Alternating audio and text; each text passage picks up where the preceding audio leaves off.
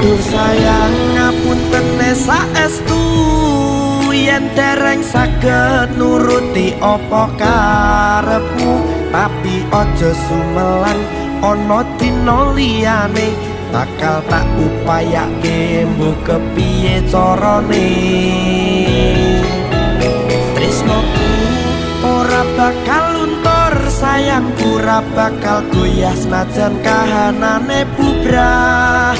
Aku bakal setia, ora mungkin mendua. Matur suwun sampun ana ngancani neng saben dina.